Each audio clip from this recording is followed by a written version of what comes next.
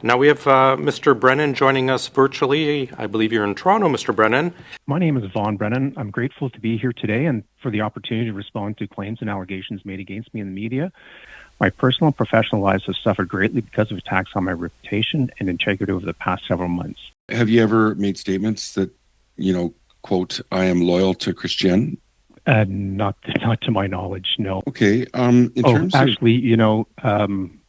me recant. I think it's very likely that he does have a contact inside the Deputy Prime Minister's office. Wow, what a great clip that's going to be. This Guy's Garage. Like and subscribe. How many executives would you say you personally know in the Canadian Public Service? Thank you, Chair. Thank you for the questions. Would you like by title, approximate numbers?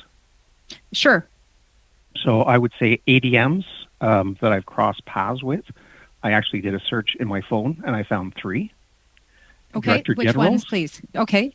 I'd have to go back and look, actually. Okay, which departments, please? They would have been people I've done work for. Okay. So it would have been PSPC. Yep. Actually, 2 of the 3 are retired. Okay. And as far as DGs go, it would have to be, I think I also found 8, again, projects that I had done in the past. 8 individuals or 8 projects? Or 8 projects with those 3 ADMs? So 3 projects with those 3 ADMs and 8 projects with DGs that I had contact with. But again, most of those have actually retired. I deal primarily with directors and managers. Okay, directors and managers.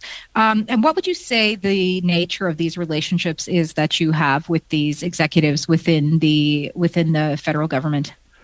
So because I'm a business architect with change management and a skill set that focuses primarily on business process engineering, it has to do with government resource management. So HR, finance, how we work through reconnecting, if you will, or connecting and consolidating business processes.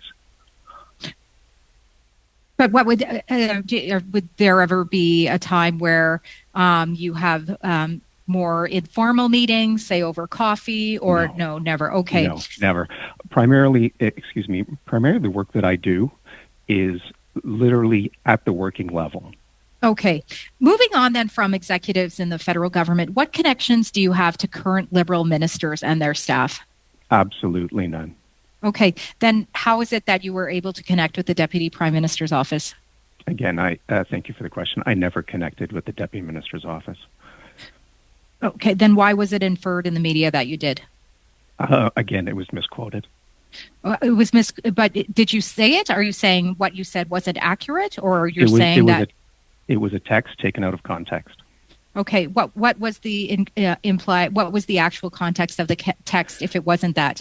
The actual context used GEDS, the Government Electronic Directory Service, to identify people in roles that may look at the letter. So you're saying you have no other connections with any other Liberal ministers. If we were to go through all of your communications, all right then. Have you been contacted by our CMP? Chair, thank you for the question. Absolutely. No, I have not been contacted by RCMP nor any auditors. Have you been contacted by any investigators in regards to internally or anything? No, I have not. Mr. Brennan, can you talk about what your relationship is with Mr. Christian Firth? Chair, thank you for the question. Purely professional.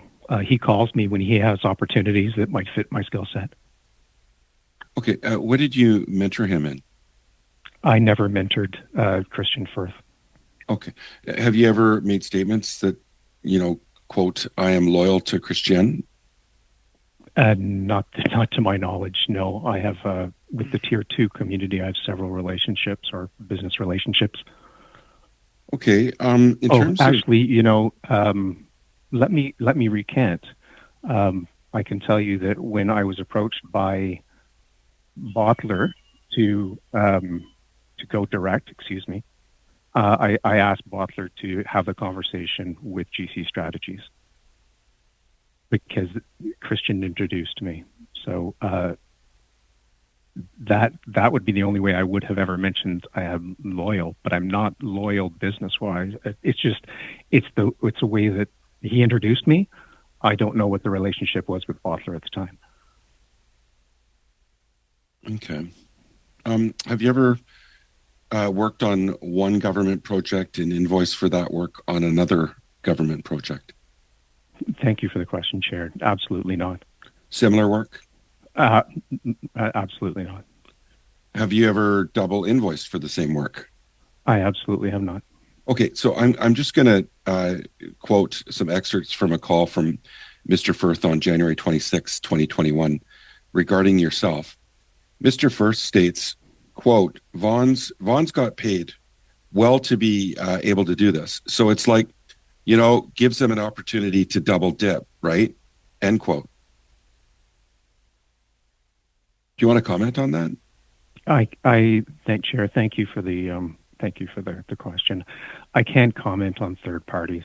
I can't comment on his quote. Why would he say that? Like, why would he say something like that? That would be his business opinion. Okay, but do you find that somewhat suspicious and pretty alarming, being that he's quoting yourself? He's talking about you. Again, I can't comment. Okay. All right. Were you named on the Bottler task authorization 2021002043?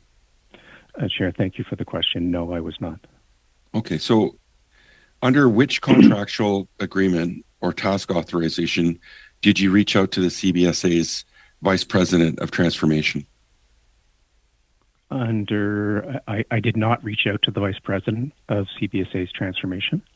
Okay. So here's another excerpt from an email from Mr. Brennan from yourself on March 9th, 2021. It says, quote, just a heads up in that I've reached out to a group under the Transformational Vice President in Organizational Culture and Change Management to get their feedback and any possible insights. And then later it states, I'm working with the Change Management Office with a colleague to set up a meeting with the Culture Office, end quote. Maybe you can speak to that. Absolutely. That was the first task authorization that I mentioned, which was for the inventory of transformation projects. I was already on that contract. Okay. So what was the nature of your relationship with the former Deputy Minister, Mr. Azowski? None. None?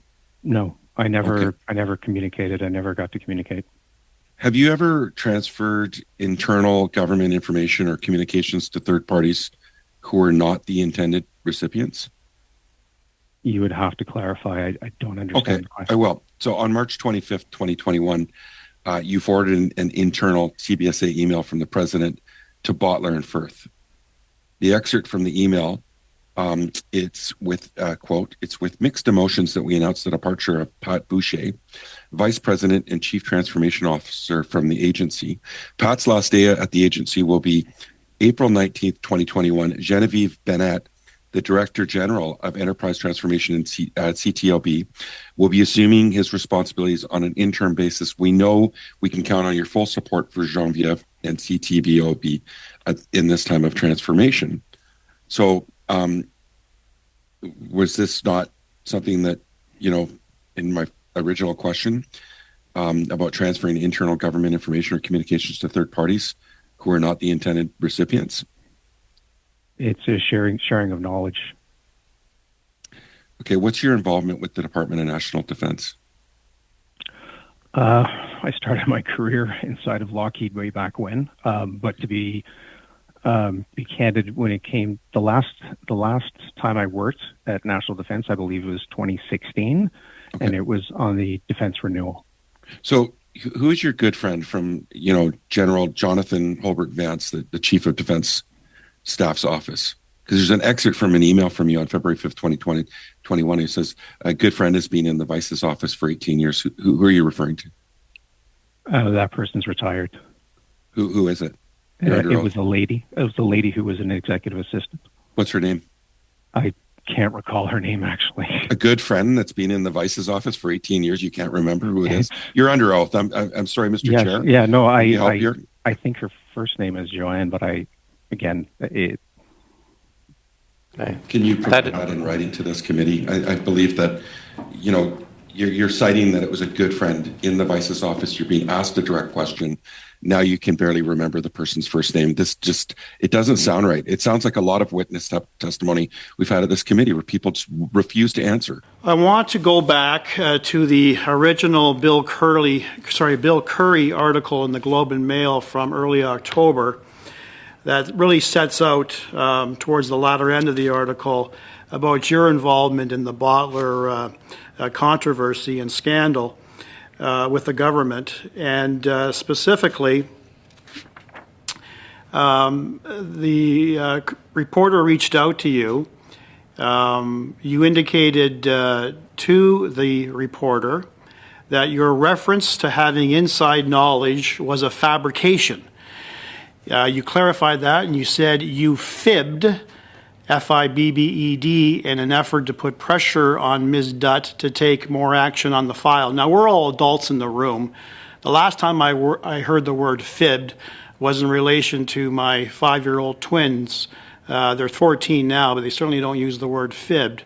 I use the word lied. So do you admit, sir, that you definitely lied to Ms. Dutt to take so-called action on the file? Is that correct? Am I reading that correctly? Chair, thank you for the question. No, I did not lie. There were conversations, open conversations around the use of GEDs, and that is what I used to identify people inside of the DPMO. I'm going to stop you right there. You said you didn't lie, but you used the word fibbed. What's your definition of fibbed? Well, if they don't recall the conversation, then the interpretation would be that I fibbed. So you're quoted as saying, I fibbed in an effort to put pressure on Ms. Dutt to take more action on the file. You are admitting this to Bill Curry, a reporter for the Globe and Mail. If that's not a definition of a lie, I don't know what is. What is your definition of fibbed?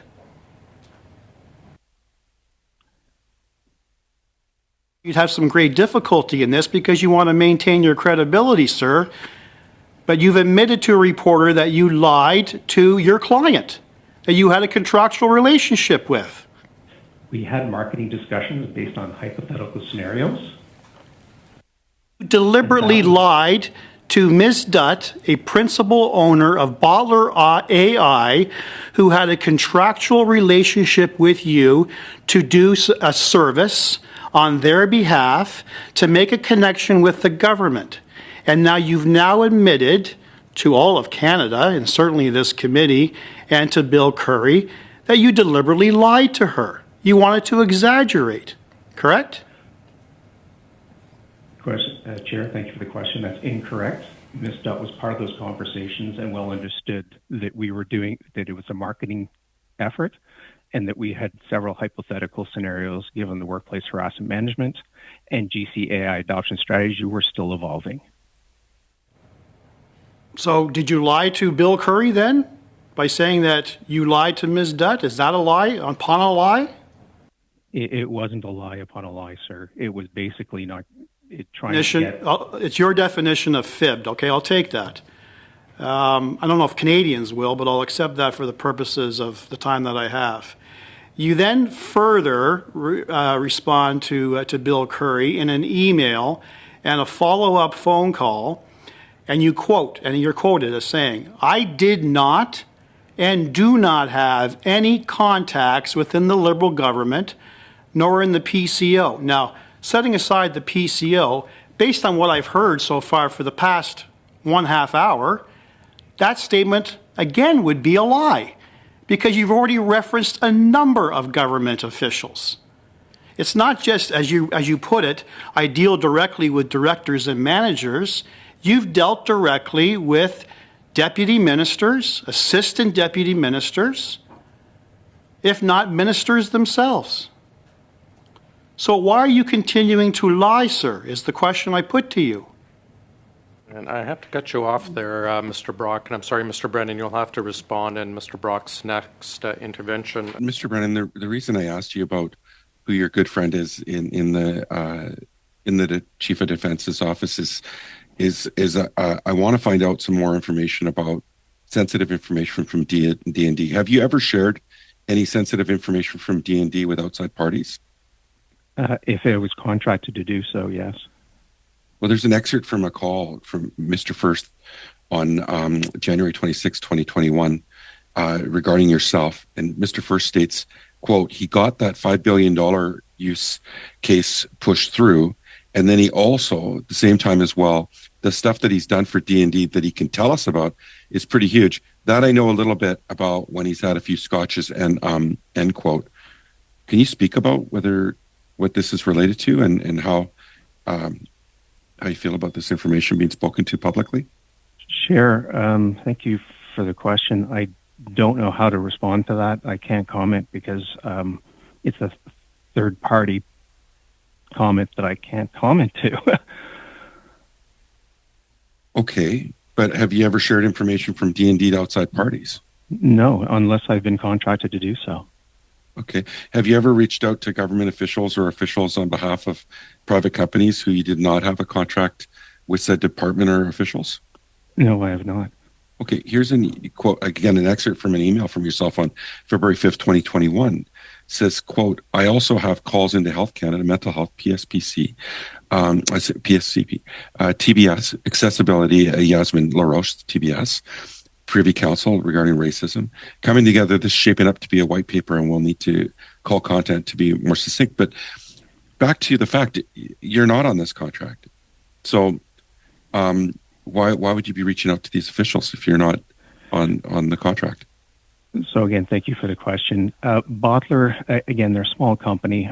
They contacted me over and over several times to look at what they could do. And I was helping them, and it was a lot of marketing discussions. And as soon as an email like that is sent, the strategy would change. So the marketing discussions are based on hypothetical scenarios, possible white papers, opportunities that may or may not arrive. And I can tell you specifically... So you're doing this as a charity? Is that what you're saying? Again, they're a small company starting up, and I was hoping to help them formulate. I'm not a marketing person. I'm specifically a business process for engineering guy. Thank you, Mr. Brennan. Mr. Brock, please, for 5. Thank you, Chair. Following up on our line of discussion regarding lies and fibs, excuse me, I want to clarify something that I'm not sure I understand what your position is. In relation to the email that ultimately went to Deputy Prime Minister Freeland and her Chief of Staff, Broadhurst, what was who brought the idea forward? Who was the genesis of creating this particular document? Chair, thank you for the question. It would be Bottler, the Bottler executive. Your evidence is Bottler approaches you. Bottler has zero, apart from working with Justice Canada on a previous project, has zero inside knowledge with respect to any government employee and a member of the government. And they say, I think this is a great idea, Mr. Brennan. What do you think? And can you help us draft it? Is that what I'm led to believe, sir, is how it started? No, I can actually shed a little more information on that. Again, thank you for the question, Chair. If you remember, Canada brought CBC actually published just around the Christmas time, if you will, a whole article, if you will, on what was happening in the Governor General's office. In the Governor General's office, Madame Payette, I believe, had a few issues. Sorry to interrupt, sir. My time is limited. If you could just help me, you're steadfast that it was Bottler's idea, right? Not your idea and not Christian Firth. Am I correct? Or no, yes, sir? That's a yes. Today, my idea was specifically to look at... I'm looking at an email, sir, thank you. I'm looking at an email from your company. You're the owner and director of TLAV Consulting Limited. Email dated January 25th, 21 at 4:33 p.m. to Christian Firth. Subject, following up on Privy Council opportunity. Doesn't say just picked up an idea or a thought from Bottler. It says, following up on Privy Council opportunity. Christian, to our conversation this afternoon, I've pulled together research and a suggested path over the past 3 to 4 days to compile a deputy minister level email illustrating what I feel is pertinent to the value Bottler AI can provide. And you identify the Honourable Chrystia Freeland, Deputy Prime Minister, Government of Canada, and you include a draft letter. The only thing that was missing in the draft is details with respect to Ritika Dutt's phone number. So this, sir, did not come from Bottler, did not come from Ritika Dutt, did not come from Mr. Morv. It came from you. You did the research. You reached out to Christian. You worked on this over 3 to 4 days. And then I've got a series of emails back and forth between you and Bottler, and having Bottler make some suggested changes to the email, and you providing, sir, with the email address of Chrystia Freeland and her deputy chief of staff. So do you want to reflect on what you told the committee earlier, sir? Are you prepared to admit now that this was your idea, you thought of it, you cleaned it up, and you provided all the details to Bottler to send this email directly out to one of your government contacts in the Privy Council office? Chair, thank you for the question. Yes, at Bottler's direction, thank you. So ultimately, they have to give you direction, but you created the letter, did you not? Based on Bottler's requirements and questions, yes. You drafted it. It went back and forth, and finally you and Bottler settled on a final version. You gave Bottler all the email details, and Bottler sent it off, correct? So at Bottler's direction, yes, I provided a draft, if you will, and I also went into GEDS and pulled down an email address, yes. Making progress now. Is that time? Unfortunately, thank you. Thank you, Chair. Mr. Brennan, just for background, did you previously work for the Government of Canada? Chair, thank you for the question. No, I have not. Okay. Thank you. There are... there's a text message that's quoted in the Globe and Mail article that is you, purportedly you, saying with respect to the letter you're sending that was sent to the Deputy Prime Minister's office, they are trying to find a home for this opportunity, and there is internal negotiations as to how best to position. Can you confirm that you sent that text? Chair, thank you for the question. Yes, I did send that text. Okay. Was that text an embellishment, or was it an accurate description of your knowledge of what was happening inside the Deputy Prime Minister's office?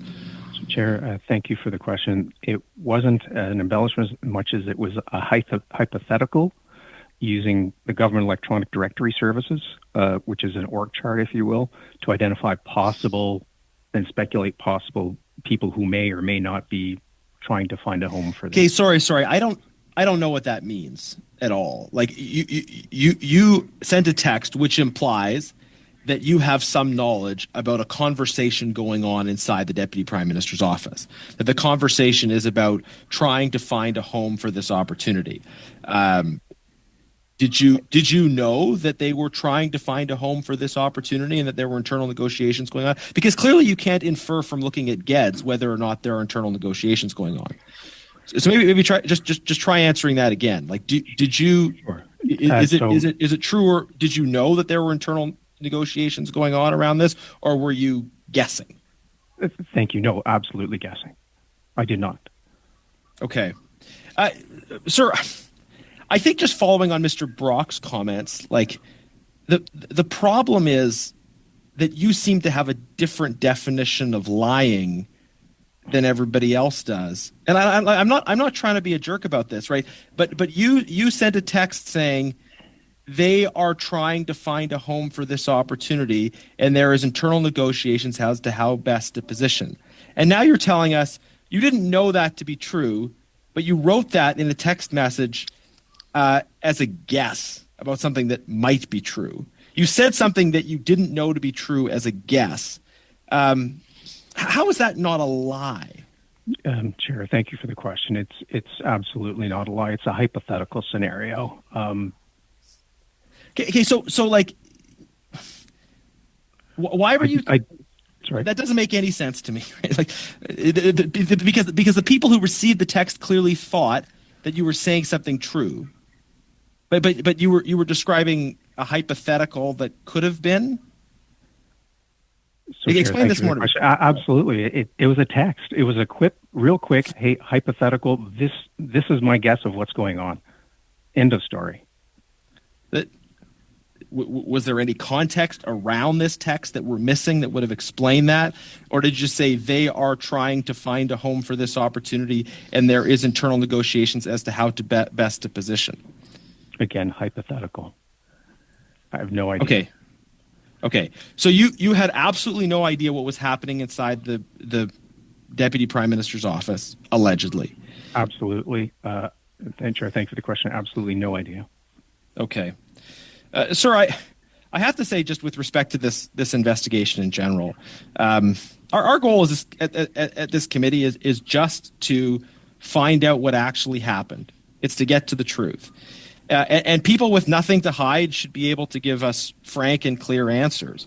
But what makes me, and I think many members of the public, even more suspicious about what's gone on in the context of this procurement is that we have witnesses give obviously absurd answers. Like to Mr. Brock's question, you couldn't distinguish. You had said you fibbed about something, and then you said it wasn't a lie. And then here you're telling me that you did send a text, that the text you sent claims to have explicit knowledge of what happened inside the Deputy Prime Minister's office.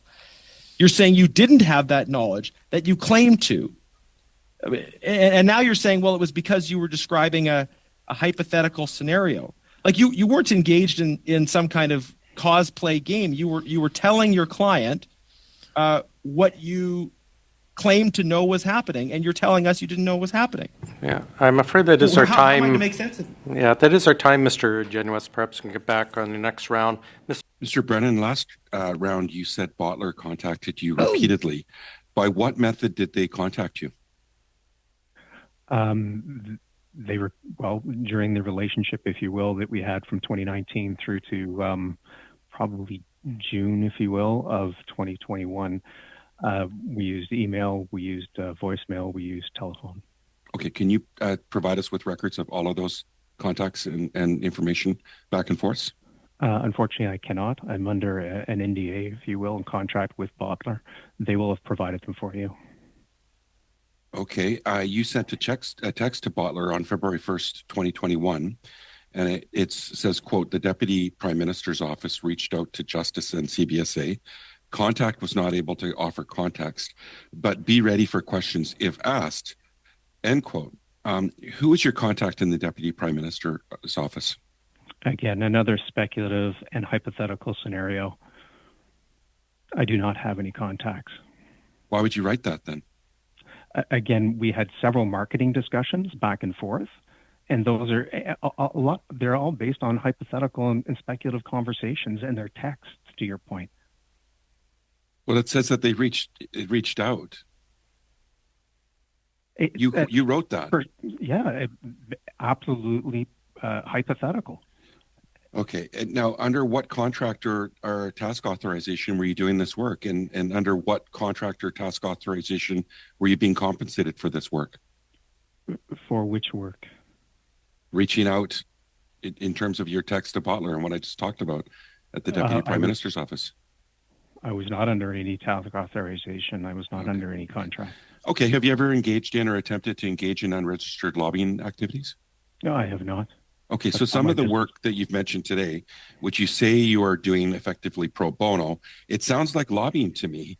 Can you please tell us if you'd been getting paid for any of that work, and would any of it have been considered lobbying? Thank you very much for the question, Chair. Absolutely not. So my understanding is that Bottler You actually came via Mr. Firth, isn't that correct? To Bottler? In 2019, yes, Mr. Firth introduced me to Bottler. How many times have you partnered with GC Strategies, please? How many contracts have you done with GC Strategies?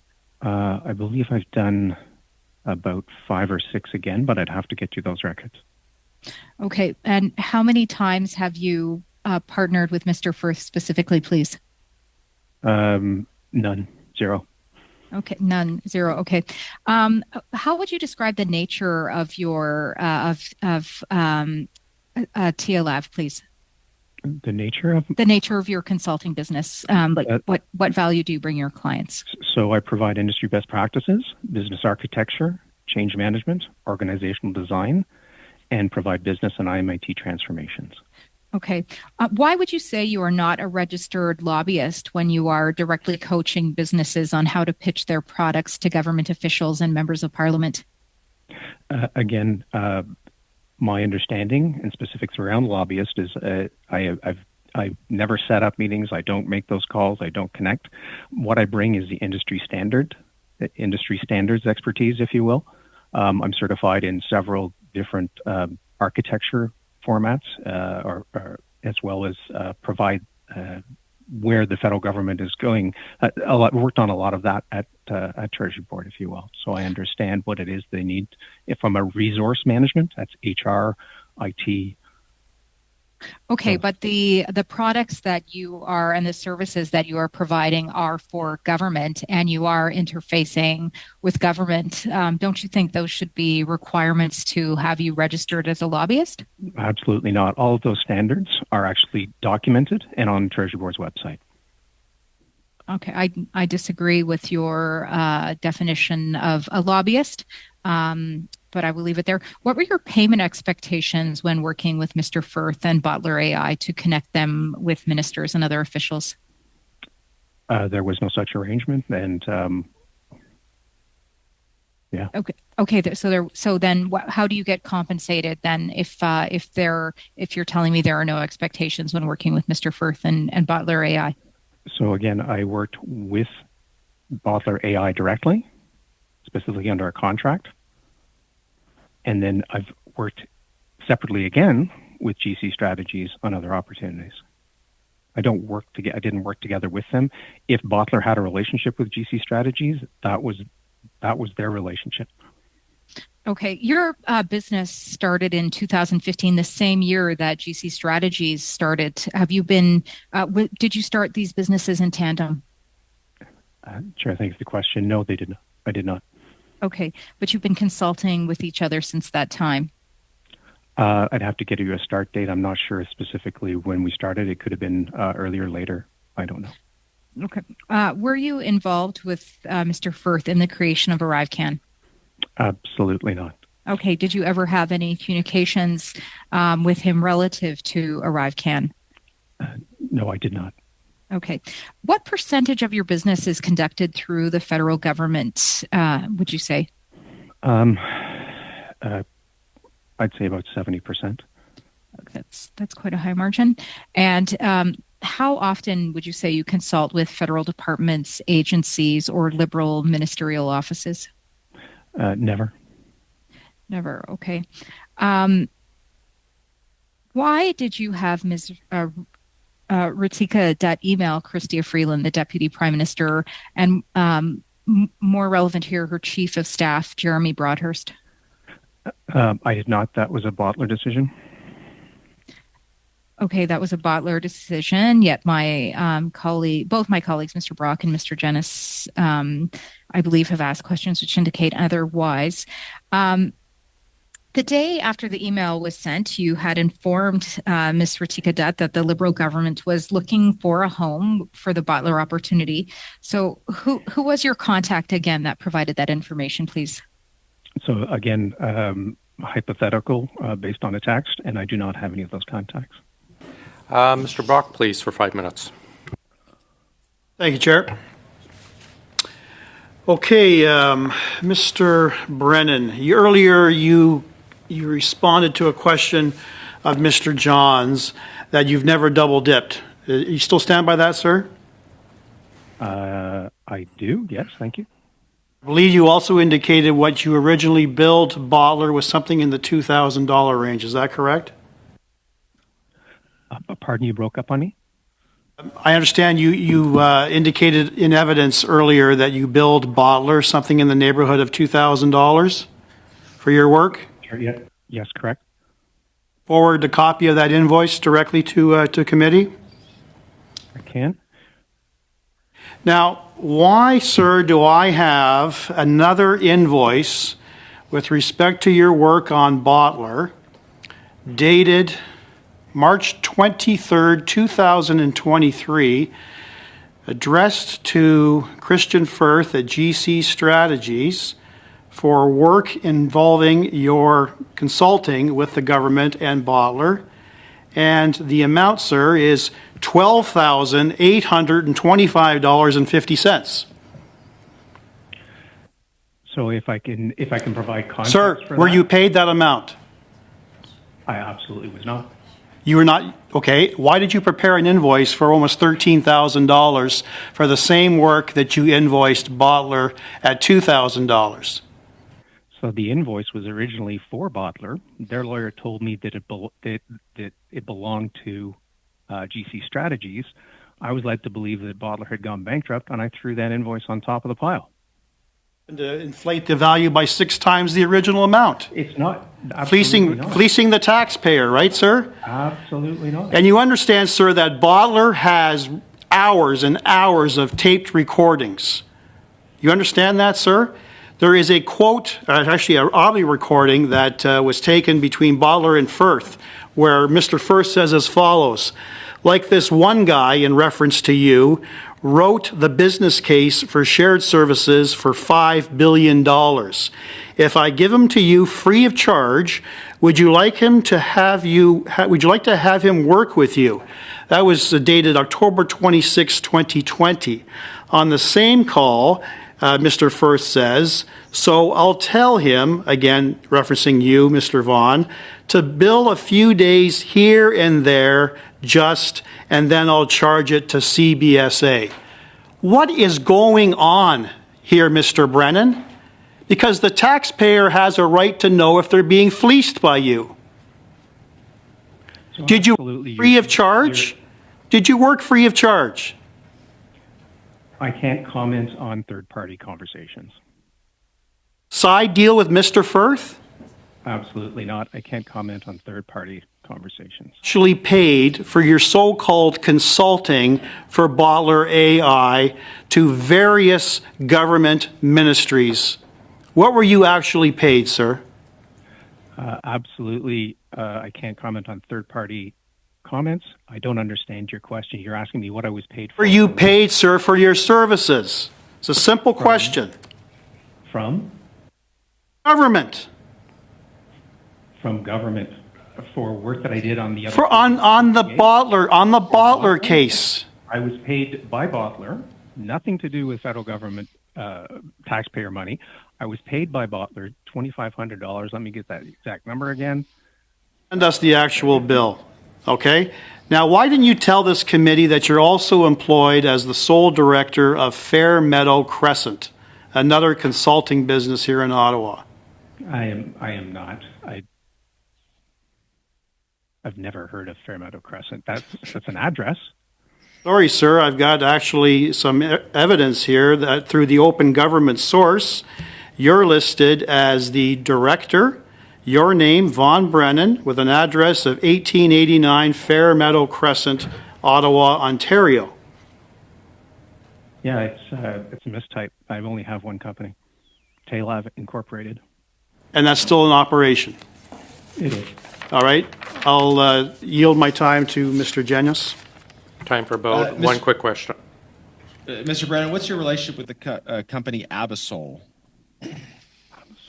Oh my gosh, yeah, we're going back to 2013. I worked with them in Abu Dhabi, Dubai, and Qatar. Were you a director of that company? I believe I was listed as a director, yes, but it was absolved shortly thereafter. Was that speculative and hypothetical, or were no, you actually a director? Actual. Okay, I don't find this funny, but can we request copies for this committee of your text message exchanges with Christian Firth? Could you provide those to the committee? If I have them, I will. Okay. Let's get those text messages going back 5 years, and let's get them to the committee within 48 hours. Are you agreeable to that, Mr. Brennan? I don't know if I can do it in that time frame. Okay. When can you get them to us? Again, if I have them, I don't know if he has the same. I went looking for text, and those texts of that number seems to have disappeared as well, because I went to look for the text that was you quoted, and I don't have it. That's remarkable. Just, Mr. Chair, is there agreement from the committee to order the production of those text messages within a week? Colleagues, can we agree for a week? And then, Mr. Firth, you can certainly get back to the clerk with what you have. If you have difficulty going past that time, you can let us know. Mr. Brennan, you said it was Bottler who wanted you to write a value proposition to Deputy Prime Minister Freeland. But on January 25th, 2021, you sent Christian Firth an email with a draft letter for Deputy Prime Minister Freeland. You said, quote, "To our conversation this afternoon, I pulled together research and a suggested path over the past 3 to 4 days, to compile a deputy minister level email illustrating what I feel is pertinent to the value Bottler AI can provide," end quote.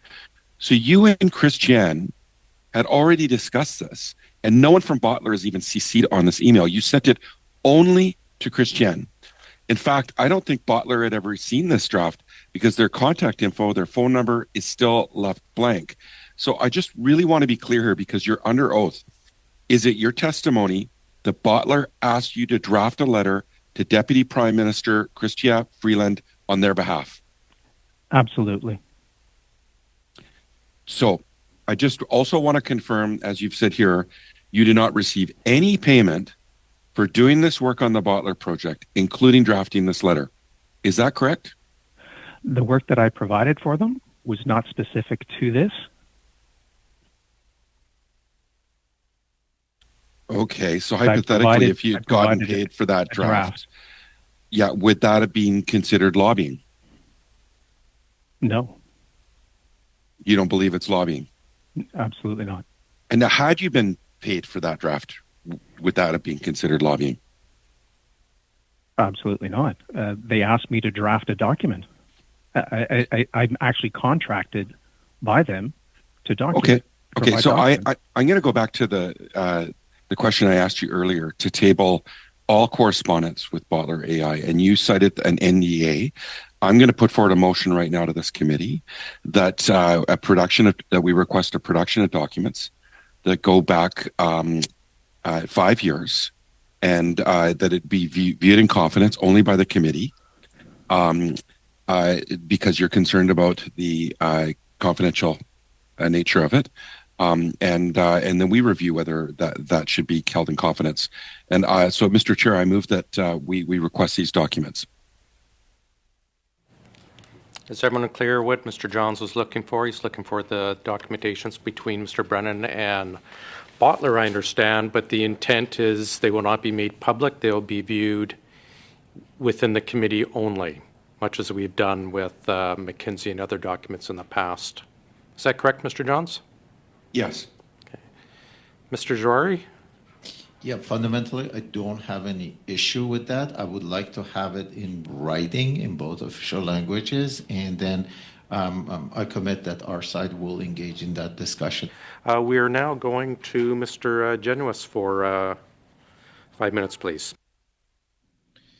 Thank you, Chair. I think at this point it's important to take stock of and summarize where we're at in this whole ArriveCAN scandal and series of hearings.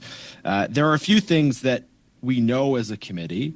Number one, we know that $54 million were spent on an app and spent through a two-person company that did no IT work, that was given the contract and subcontracted all of it. And we know that the RCMP are investigating contractors that have a relationship to this project. We know that the procurement system is broken, and government members, Liberal members, have testified to this on this committee. They've talked about the unwieldy and complicated nature of our procurement system, how we have had substantial growth in the public service, as well as substantial growth in spending on bureaucracy. So we have a bizarre procurement decision around ArriveCAN. We have a procurement system that is broken overall, that's leading to a proliferation of consultants hiring consultants who have never done better than they are doing right now. But we also know that this committee has been repeatedly lied to by various witnesses in response to various kinds of questions. Christian Firth contradicted himself terribly in the course of his own 2-hour testimony. We have a witness today, Mr. Brennan, who has told us that what he put in text messages previously was not true. So either he was stating untruths in text messages, or he is stating untruths to us as a committee. We further have Cameron McDonald and Min Doan, 2 senior public servants, accusing each other of lying to this committee about who was responsible for the decision to procure ArriveCAN. So we have multiple instances of people lying or accusing each other of lying. In some cases, we don't know who it is, but we know one of them is lying. In the case of Mr. McDonald and Mr. Doan. And now we have, just this week, stories coming out about severe professional consequences against public servants who have testified at this committee. We have a story now that Mr. McDonald and Mr. Utano have been incredibly suspended from the public service without pay in the middle of an ongoing investigation. So clearly this procurement decision and procurement overall has significant problems with it. But what I'm most struck by is the cover-up that we are seeing in the context of these hearings.